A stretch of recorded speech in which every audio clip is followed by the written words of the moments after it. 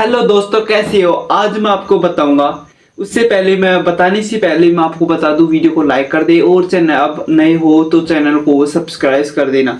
आज मैं बताऊंगा कि ये हमारा सोलर पैनल है, ये किस प्रकार से यानी कि वर्किंग। तो आपको सभी को पता है कि इस पर प्रकाश गिरता है और ये अपना हमको लाइट देता है, तो ये इलेक्ट्रिसिटी देता है। तो हमें सिंपली सी पता है। तो यार दोस्तों, मैं आपको बता दूं, इसे डायरेक्ट यूज कभी भी नहीं लिया जाता। अगर हम साधारण भाषा में बोले कि हम इसे यानी कि मैं इसे डायरेक्ट यूज ले सकता हूँ कि यहाँ से, तो दोस्तों मैं डायरेक्ट यूज नहीं ले सकता। अगर मैं क्या यहाँ से डायरेक्ट बैटरी चार्ज कर सकता हूँ? नहीं दोस्तों।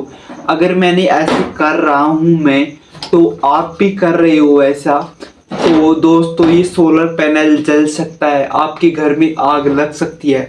इसलिए दोस्तों कभी भी इसे डायरेक्ट यूज मत लेना। डायरेक्ट यूज लेने के बहुत सारे नुकसान होते हैं। क्या नुकसान होंगे मैं आपको पूरी डिटेल में बताऊंगा।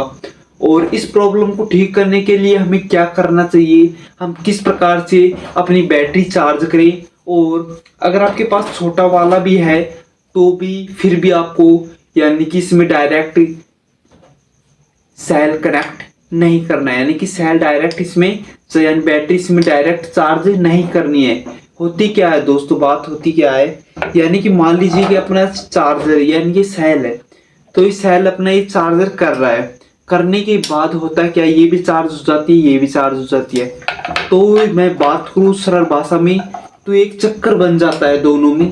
यानी कि मान लीजिए कि यहाँ से ये लाइट दे रहा है प्रकाश के द्वारा, तो ये लाइट इसमें से होकर इसमें से वापस चक्कर बना होता है। चक्कर होने के कारण क्या होता है, ये प्लेट होती है अपनी, यानी कि प्लेट होती है जो गर्म हो जाती है, बहुत ज्यादा गर्म हो जाती है दोस्तों। और ये आसानी से गर्म होकर इसमें कुछ इसमें रासायनिक पदार्थ मिलाए जाते हैं जिससे इसे ठंडा रख, लेकिन वो क्षमता से बाहर हो जाती है।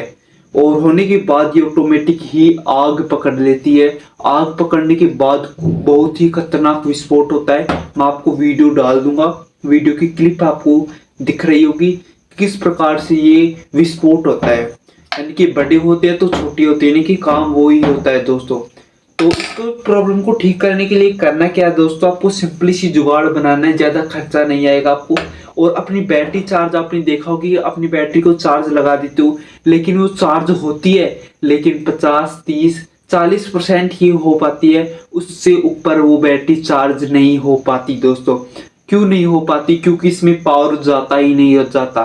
क्यों नहीं जाता? क्योंकि इसके बराबर का लेवल हो जाता है अपनी। मान लीजिए कि 4 वोल्टेज का है तो इसमें 4 वोल्टेज हो जाती है, तो इससे ऊपर ये वोल्टेज कभी नहीं चढ़ाएगा। तो इसे फुल चार्ज करने के लिए भी और इसे यानी से जो रिस्क होती है उससे बचने के लिए हम एक जुगाड़ बनाएंगे। आपको सिंपली से चाहिए एक डायोड। आपको कुछ इस प्रकार का एक डायोड चाहिए दोस्तों, और साथ में आपको चाहिए एक कैपेसिटर। कैपेसिटर क्या मदद करेगा मैं आपको पूरी डिटेल बता दूं। तो कैपेसिटर ये मदद करेगा, मान लीजिएगा प्रकाश, आपको पता है कि प्रकाश भी कभी कम कभी ज्यादा, यानी कि ऐसा नहीं कि प्रकाश रेगुलरिटी एक ही मात्रा में देता है। मान लीजिए क्या प्रकाश बादल हो रहे तो वो तो अलग बात है, लेकिन अगर बादल भी नहीं है तो प्रकाश कभी तेज होता है कभी कम होता है। इससे होता है क्या, ये सोलर पैनल है तो इसमें कम पड़ेगा, तो दोस्तों ये कम लाइट देगा। और ज्यादा पड़ेगा तो इसमें ज्यादा एनर्जी बनाई जाएगी, और ज्यादा एनर्जी बनाई जाएगी तो बैटरी पर लॉस्ट होती है। बैटरी यानी कि बैटरी पर आती है, तो बैटरी पर पावर आती है। तो मान लीजिए कि ये अब फिलहाल में मान लीजिए कि दोस्तों 2 सेकंड ज्यादा देता है, तो 2 सेकंड में ये बैटरी इसकी लेवल हो जाती है, यानी कि चार्ज हो जाती है। होने के बाद ही कम हो जाता है, फिर ये वापिस यानी कि इससे एनर्जी ले लेता है। इससे एनर्जी लेने के बाद ये चक्कर ऐसा ऐसा चलता रहता है। इससे बचने के लिए हमें चाहिए कैपेसिटर। कैपेसिटर क्या करेगा, इसमें मान लीजिए कि कुछ वोल्टेज बढ़ रही है तो ये स्टोरेज कर लेगा, और जैसे ही कम होगा तो इसकी जो स्टोरेज की हुई मात्रा थी वो यहाँ से स्टोरेज यानी कि यहाँ पर स्टोरेज किया था तो उसे रेगुलेटिव बनाकर रखेगा। मान लीजिए 5 वोल्ट आ रही है तो 5 वोल्टेज को वो रेगुलेटिव बनाकर रखेगा। मान लीजिए यहाँ पर 4 वोल्टेज दे रहा है तो फिर भी ये 5 बना कर देगा, क्योंकि इसमें पहले से स्टोरेज थी, वो आपको देगा। और इससे अपनी बैटरी भी अच्छी क्वालिटी में चार्ज होगी और साथ में ये अपना जलेगा भी नहीं। और ये डायोड का तो आपको पता ही होगा, क्योंकि ये अपनी इलेक्ट्रिसिटी इधर से इधर नहीं बहने देगा, एक ही दिशा में बहने देगा। तो दोस्तों इसकी वायरिंग करना बहुत ही सिंपल तरीका है, बहुत ही सिंपल तरीका है दोस्तों। इसका यूज करने से पहले मैं आपको बता दूं किस प्रकार से आपको इसी वायरिंग करनी है दोस्तों। कैपेसिटर के बारे में बता दूं तो आपको यहाँ पर एक सफ़ेद यानी कि एक सफ़ेद रेखा दिखाई दे रहा होगी इस किनारे पर एक, तो ये अपनी नेगेटिव होती है और ये इस साइड में अपना पॉजिटिव वायर कनेक्ट होता है और इस साइड में अपना नेगेटिव वायर कनेक्ट करना है। यानी कि इस साइड में अपने पॉजिटिव वायर कनेक्ट करना है और इस साइड में अपना नेगेटिव, यानी कि एक ही वायर कनेक्ट हो सकता है दोस्तों, या तो पॉजिटिव या नेगेटिव। तो मैं यहाँ पर पॉजिटिव वायर कनेक्ट करूँगा इस साइड में और ये अपना इस कैपेसिटर में जुड़ जाएगा और अपना जो नेगेटिव वायर बचेगा वो यहाँ पर, यानी कि ये नेगेटिव, तो हमारे पास जो अपना नेगेटिव वायर कनेक्ट होगा इस कैपेसिटर के नेगेटिव पॉइंट पर कनेक्ट हो जाएगा और पॉजिटिव सिरा ये डायोड का ये नेगेटिव सिरा है जो यहाँ पर पॉजिटिव सिरे पर कनेक्ट हो जाएगा कुछ इस प्रकार से। यानी कि इसका डायोड का नेगेटिव है जो कैपेसिटर के पॉजिटिव से और जो अपना सोलर पैनल का नेगेटिव है जो कैपेसिटर के नेगेटिव पॉइंट पर कनेक्ट हो जाएगा और फिर हम यहाँ से डायरेक्ट इलेक्ट्रिसिटी ले सकते हो। तो मैं एक बार इसकी सोल्डरिंग वायरिंग कर लेता हूँ, फिर मैं आपको बताऊंगा किस प्रकार से इसकी वर्किंग करता है। दोस्तों किसी भी प्रकार का वो आप देख लेना, यानी कि आप कभी भी एक देख लेना आपकी बैटरी चार्ज फुल चार्ज होगी दोस्तों। तो मैं इसकी एक बार वायरिंग कर लेता हूँ पूरी तरीके से।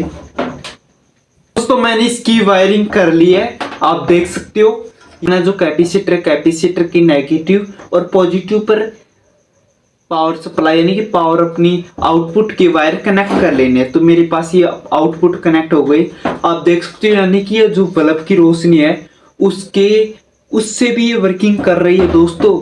यानी कि इसकी वोल्टेज जो है ना इसकी दुगनी हो जाती है कुछ इस प्रकार से।